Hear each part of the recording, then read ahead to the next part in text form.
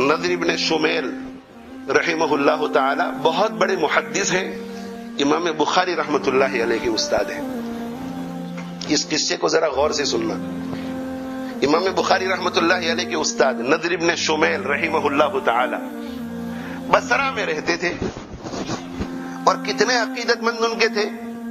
جب یہ بصرہ چھوڑ کر خراسان کے لیے نکلے تو 3000 آدمی بصرہ سے باہر ان کو خدا حافظ کہنے کے لیے نکلے. 3000 آدمی. اور یہ 3000 آدمی کون تھے؟ سارے بڑے بڑے علماء. یہ علماء نے اس پروفیشن کو اختیار کر کے بڑی تنگی والی زندگی گزاری ہے میرے بھائیوں، بڑی تنگی والی. میں اپنے بارے میں کہتا ہوں، اپنے بچپن ہمارے والد صاحب رحمہ اللہ تعالی لیسٹر میں امام تھے. 14 پاؤنڈ کی تنخواہ تھی، 14 پاؤنڈ 14 پاؤنڈ کی تنخواہ تھی اس زمانے میں. جب دوسرے لوگ 50 اور 60 پاؤنڈ کماتے تھے. فل ٹائم ورکرز جو تھے وہ 40 50 60 پاؤنڈ کماتے تھے. اس وقت ہمارے والد صاحب کی فل ٹائم کی تنخواہ 14 پاؤنڈ تھی.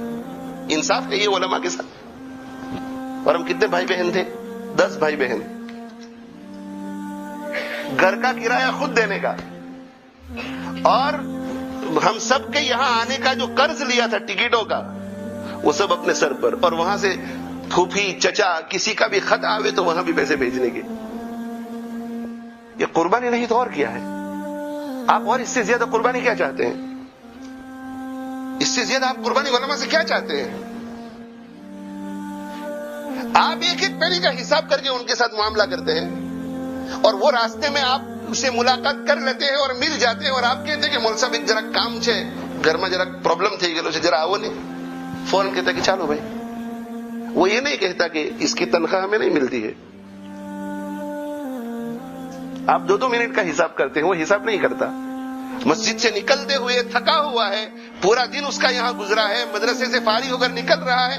مولانا ذرا کہ ایک مسئلہ پوچھو نا. جی بھائی پوچھو، مسکراتے ہوئے. وہ یہ نہیں کہتا کہ یہ کوئی پوچھنے کی جگہ ہے. وکیل کے ساتھ آپ ایسا معاملہ نہیں کرتے، آپٹیشن کے ساتھ ایسا معاملہ نہیں کرتے، ڈاکٹر کے ساتھ ایسا معاملہ نہیں کرتے.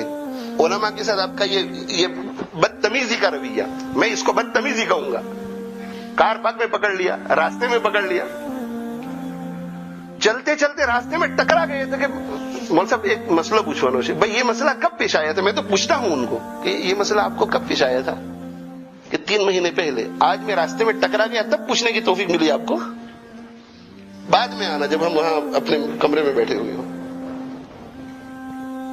علم کو ہم نے خود چیپ بنا دیا. چیپ علم کلام کو، یہ کلام اللہ کے علم کو، احادیث رسول کے علم کو ہم نے چیپ بنا دیا. چیپ، بالکل سستا کر دیا.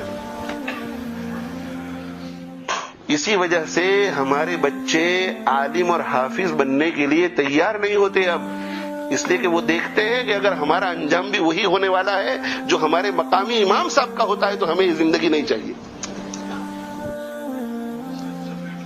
ہمیں علماء کے ساتھ ایسا برتاؤ کرنا چاہیے تھا کہ گھر کا بچہ یہ کہتا کہ ابا میں بھی عالم بننا چاہتا ہوں. ولا حول ولا قوت الا بالله.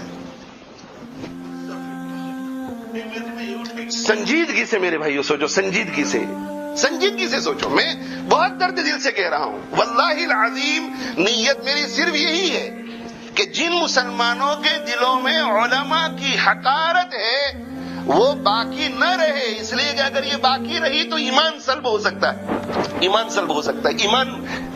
چھینا جا سکتا ہے موت کے وقت. میں یہ نہیں کہتا کہ آپ ان کو دعوتیں کھلاؤ، میں یہ نہیں کہتا کہ آپ ان کو ہدیے دو، میں یہ نہیں کہتا کہ ان کی تنخواہ بڑھاؤ. شاذ و نادر ہی ایسا واقعہ سننے میں آیا ہوگا. میرے علم میں آج تک ایسا واقعہ سننے میں نہیں آیا کہ کسی مسجد میں کسی امام نے یہ کہا ہو یا وہاں کے مدرسین نے یہ کہا ہو کہ بھائی اب تو حد ہو گئی، تنخواہ بڑھاؤ ورنہ منڈے سے ہم پڑھانے کے لیے نہیں آئیں گے. سنا آپ لوگوں نے کبھی امام نے یہ کہا ہو کہ بھائی تنخواہ بڑھاؤ ورنہ کل سے میں نہیں آؤں گا؟ 7 days ابھی کام کرتے ہیں. بہت سی مسجدوں میں 2 امام نہیں ہوتے. چھٹیوں کا کوئی حساب ہی نہیں. ان کے بھی بچے ہیں، ان کی بھی بیوی ہے، ان کو بھی کہیں جانا ہوتا ہے، ان کے بھی ماں باپ ہوتے ہیں جو دوسرے شہروں میں رہتے ہیں. میں یہ کہتا ہوں کہ احترام سے پیش آؤ. میں یہ کہتا ہوں کہ یہ پیسوں کے بھوکے نہیں، یہ آپ کی محبت کے بھوکے ہیں، یہ آپ کی محبت کے بھوکے ہیں. انہیں نوکر مت بناؤ، یہ نوکر نہیں، یہ انبیاء کے وارث ہیں. ان کے ساتھ ایسا معاملہ مت کرو، ورنہ اللہ کے نبی صلی اللہ علیہ وسلم کو منہ دکھانا مشکل ہو جائے گا قیامت کے دن. میں آپ پر ترس کھا رہا ہوں، ان علماء پر ترس بالکل مجھے نہیں آتا، اس لیے کہ ان کے صبر پر اللہ ان کو بہت دے رہا ہے اور دے گا. ان کی بہت عزت ہے، ان کی عزت کرنے والے بہت فرشتے ان کے قدموں کے نیچے پر بچھاتے ہیں. جن کی فرشتے عزت کرتے ہو، جن کی فرشتے عزت کرتے ہو، میں آپ سے ان کے لیے عزت کی بھیک مانگوں؟ نہیں. میں اس لیے کہہ رہا ہوں کہ آپ کے لیے بہت خطرناک ہے، آپ کے لیے بہت خطرناک. جن لوگوں نے علماء کی توہین کی، اس دنیا میں اللہ نے ان کو عذاب میں گرفتار کیا. مرنے سے پہلے ایڑیاں رگڑتے رہ گئے، ایڑیاں رگڑتے رہ گئے. جو پرانے ہوں گے ان کو معلوم بھی ہوگا، ایسے لوگ جو علماء کے دشمن تھے اللہ نے گرفت میں لیا ان کو. ان کی اولاد بے راہ روی کی شکار ہو گئی. جو علماء سے محبت رکھنے والے جاہل لوگ تھے اللہ نے ان کی اولاد کو علماء بنایا، اور جو دیندار سمجھے جانے والے لوگ علماء کی مخالفت کرنے والے تھے ان کے گھروں میں اولاد مرتد ہو گئی. میں جانتا ہوں ایسے لوگوں کو، میں جانتا ہوں ایسے لوگوں کو کہ خود دیندار مگر علماء کی توہین کی تو اولاد مرتد ہو گئی، مرتد. بس یہ قصہ کہہ کر کے ختم کرتا ہوں، یہ بڑا سبق والا قصہ ہے. نضر ابن شمیل رحمہ اللہ تعالی، یہ پرانے دور سے علماء قسم پرسی کے عالم میں رہے ہیں. یہاں انگلینڈ میں آ کر ہر چیز میں ہم نے انگریز کی نقل شروع کر دی. ان کے یہاں اچھی کارپیٹ تو ہمارے یہاں بھی اچھی کارپیٹ، ان کے یہاں اچھا ڈیکوریشن تو ہمارے یہاں بھی اچھا ڈیکوریشن. ان کے یہاں آفس میں ٹیبل کرسی تو اب مسجد کے اندر بھی آفس ہوگی ٹیبل کرسی، ذرا انگلش سٹائل سے. ہر چیز میں تغیر آ رہا ہے جی، نئی ٹیکنالوجی نظر آتی ہے ہر جگہ کے اوپر، مسجدوں میں، آفسوں میں، مکتبوں میں. مگر ائمہ کے ساتھ کیسے معاملہ کیا جائے اس میں ہم نے برٹش سے کچھ نہیں سیکھا کہ وہ اپنے پریسٹوں کے ساتھ کیسا معاملہ کرتے ہیں. جا کر کے دیکھو پریسٹوں کے گھروں کو، دیکھو کتنے بڑے بڑے گھر ہوتے ہیں، کتنی اندر سہولیات ہوتی ہے، کتنا وہ ان کا احترام کرتے ہیں. نضر ابن شمیل رحمہ اللہ تعالی اتنے بڑے محدث، امام بخاری کے استاد، وہ بصرہ سے خراسان جا رہے ہیں. وجہ کیا ہے جانے کی؟ حیرت ہوگی آپ لوگوں کو. جس کا اتنا بڑا حلقہ عقیدت مندوں کا، وہ بصرہ سے خراسان اس لیے جا رہا ہے کہ رزق کی تنگی سے پریشان ہے، رزق کی تنگی سے پریشان. اور یہ وہ شخص ہے کہ جس کی برکت سے بخاری شریف جیسی کتاب ہمیں ملی. رزق کی تنگی سے پریشان ہے. چاہنے والے جتنے ہیں وہ سب فقیر اہل علم، مالدار لوگ بالکل توجہ نہیں کرتے. بھیک مانگنا یہ اپنی طبیعت کے خلاف. تو کہا کہ بھئی میں اب سفر کر رہا ہوں، اس لیے کہ بیوی بچے اور کھانے کو روٹی نہیں ملتی، خراسان جا رہا ہوں، وہاں اللہ تعالی شانہ میرے لیے کوئی شکل پیدا فرما دے. نکلے بصرہ سے باہر نکلے تو خدا حافظ کہنے کے لیے، الوداع کہنے کے لیے ان کے 3000 شاگرد ساتھ ساتھ چل رہے ہیں. ان کی آنکھوں سے بھی فراق کے آنسو ہے اور نضر ابن شمیل کی آنکھوں سے بھی آنسو بہ رہے ہیں.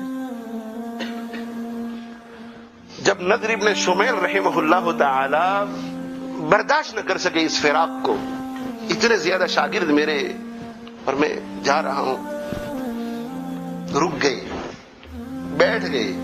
وہ 3000 بھی بیٹھ گئے. ان سے کہا کہ پیارو تمہیں چھوڑنے کو تو جی میرا نہیں چاہتا، بہت مشکل میرے لیے. اگر میرے لیے روزانہ 1 کلو لوبیا کا انتظام ہو جائے تو میں سفر کو ملتوی کر دوں. لوبیا یہ پیز جیسی ایک سبزی ہوتی تھی اور اس زمانے کے اعتبار سے بالکل گھٹیا قسم کا کھانا سمجھا جائے اگر اس کا سالن پکایا جائے تو. اسی طرح کی سبزی جس کو پیل کر کے کھول کر اس میں سے دانے نکلتے تھے، لوبیا. 1 کلو لوبیا اگر مجھے 24 آور کے لیے مل جائے، بالکل سستا سودا، تو میں ابھی یہ سفر کینسل کر دوں. خود تو رزق کی تنگی کی وجہ سے بصرہ چھوڑ کے جا رہے تھے، وہ 3000 کی رزق کی تنگی کا یہ عالم تھا کہ 3000 مل کر بھی یہ نہ کہہ سکے کہ ہم یہ ذمہ داری اپنے سر پر لیتے ہیں. علماء نے اس قسم کی تنگیوں کے ساتھ ہم تک علم پہنچایا ہے میرے بھائی. اور آج ہمارے لیے یہ کہنا بہت آسان ہے کہ علماء نے کیا کیا ہے امت کے لیے، علماء کیا کر رہے ہیں دین کے لیے. ان کا وجود دین کی حفاظت ہے. بعد انہیں ناخواستہ جانا پڑا ان کو. چلتے چلتے چلتے چلتے خراسان پہنچ گئے. اللہ جل جلالہ وعم نوالہ کو رحم آ گیا، خراسان کی حالت بدل گئی. اس وقت مرو میں انہوں نے قیام کیا. مامون رشید کا دور تھا، علم دوست تھا. مامون رشید کے پاس آنا جانا، اور مامون رشید کو علمی ذوق تھا تو بہت قریب کر لیا نضر ابن شمیل رحمہ اللہ تعالی کو. ایک دن نضر ابن شمیل رحمہ اللہ تعالی مامون رشید کے پاس بیٹھے ہوئے تھے کہ مامون رشید نے کہا کہ میں آپ کو ایک حدیث سنانا چاہتا ہوں. وہی محدث تھا مامون رشید بھی، اور سند کے ساتھ ایک حدیث سنائی جس کے اندر ایک لفظ آتا ہے جو 3 طرح، اس کے 3 الگ الگ لفظ ہیں: سداد، سداد، سداد. سداد اگر ہے تو اس کا معنی بدل جائے گا، سداد ہے تو دوسرا معنی ہو جائے گا، سداد ہے تو دوسرا معنی. حدیث جب انہوں نے پڑھ کر کے سنائی تو مامون نے فتحے کے ساتھ پڑھا، سداد، زبر کے ساتھ سداد، سداد. تو نضر ابن شمیل رحمہ اللہ تعالی نے کہا کہ یہ جو حدیث آپ نے سنائی وہ حدیث تو مجھے بھی پہنچی ہے مگر دوسری سند سے پہنچی ہے. انہوں نے سند سنائی مامون نے، مجھ سے فلاں نے بیان کیا، اس سے فلاں نے بیان کیا، اس سے فلاں نے بیان کیا کہ حدیث، یہ پوری حدیث پڑھی. تو ادھر سے جو ہے پھر یہ شروع ہو گئے کہ مجھے یہ حدیث پہنچی ہے مگر دوسری سند سے، دوسری چین آف نریشن سے. اور پھر وہ پوری حدیث پڑھی، اور حدیث پڑھی تو انہوں نے سداد کی جگہ پر سیداد پڑھا نضر ابن شمیل نے. تو مامون یوں کر کے چونک کر بیٹھ گیا اور کہا کہ آپ یہ کہنا چاہتے ہیں کہ میں نے غلط پڑھا؟ تو کہا کہ نہیں، میں یہ نہیں کہتا کہ آپ نے غلط پڑھا، میں یہ کہنا چاہتا ہوں کہ آپ تک یہ حدیث غلط پہنچی ہے. آپ کا حافظہ تو بہت قوی ہے، میں جانتا ہوں، مگر آپ کے استاد کو یا ان کے استاد کو یا ان کے استاد کو اس لفظ کو بیان کرنے میں غلطی ہو گئی ہے. یہ سداد نہیں ہے، یہ سداد ہے. تو مامون نے کہا کہ آپ اس کو دلیل سے ثابت کیجئے. تو انہوں نے کہا کہ حدیث کے اندر آپ صلی اللہ علیہ وسلم یہ فرمانا چاہ رہے ہیں، اور سداد کا وہ معنی نہیں ہے، سداد کا وہ معنی ہے. تو مامون نے کہا کہ اس کو بھی آپ ذرا دلیل سے ثابت کیجئے. تو نضر ابن شمیل رحمہ اللہ تعالی نے ایک شعر پڑھا. اس شعر میں اسی معنی میں لفظ استعمال ہو رہا تھا، اور سداد کسرہ کے ساتھ تھا، زیر کے ساتھ. بس اتنا ہوا. غور سے اب سنیے، ختم ہو رہا ہے قصہ. اتنا ہوا. کیا ہوا کہ مامون نے ایک حدیث پڑھی جس میں سداد زبر کے ساتھ پڑھا. نضر ابن شمیل نے غلطی بتلائی کہ سداد نہیں ہے، سداد ہے. بس صرف ایک زبر زیر کا فرق. علم کتنا قیمتی تھا ان حضرات کی نظر میں. یہ ایک صرف غلطی درست ہوئی تو مامون رشید نے کہا کہ بھائی ایک ورق لاؤ. ورق کے اوپر ایک بات لکھی اور لکھ کر کے کہا کہ فضل ابن سہل کے پاس جاؤ اور یہ خط پہنچا دو. فضل ابن سہل جو ہے خزانچی تھا. تو نضر ابن شمیل سے کہا کہ فضل ابن سہل کے پاس جا کر کے یہ خط ان کو پہنچا دو. خط پہنچایا. خط پڑھا تو خط میں لکھا ہوا تھا کہ ان کو میری طرف سے 50,000 اشرفیاں دے دی جائے گی. 50,000 اشرفیاں صرف زبر سے زیر کرنے پر کہ مجھے ایک علمی فائدہ پہنچائی. یہ تو علمی دوست تھا. فضل ابن سہل جو ہے وہ خزانچی، وہ امیر المومنین، وہ خزانچی. خزانچی نے کہا کہ امیر المومنین کی بہت بڑی عنایت آپ پر ہو گئی. 50,000 اشرفی، کوئی خاص واقعہ؟ نضر ابن شمیل نے کہا کہ کوئی خاص واقعہ تو نہیں. انہوں نے سداد کو زبر کے ساتھ پڑھا، حالانکہ حدیث میں سداد زیر کے ساتھ ہے، تو میں نے وہ ان کو درست کر کے بتلایا، تو اس پر خوشی میں انہوں نے یہ 50,000 دیے ہیں۔ وہ فضل ابن سہل جو خزانچی تھے، ان کے دل میں علم کی کتنی قدر تھی، انہوں نے کہا کہ امیر المومنین نے تو اس خوشی میں آپ کو 50,000 دیے ہیں، میری طرف سے مزید 30,000 قبول فرما لیجیے۔ ایک لفظ کو درست کرنے پر 80,000 کا تحفہ ملا، 80,000 کا تحفہ۔ تو میرے بھائیو، علم کی قدر کرو، علماء کی قدر کرو، دلوں میں عظمت پیدا کرو، دلوں میں عظمت۔ ایک ایک حرف اتنا قیمتی ہے کہ حضرت علی رضی اللہ تعالیٰ عنہ فرماتے تھے کہ من علمنی حرفا فہو مولائی، جو شخص مجھے علم کا ایک حرف سکھا دے وہ میرا آقا ہے، انشاء آتقنی و انشاء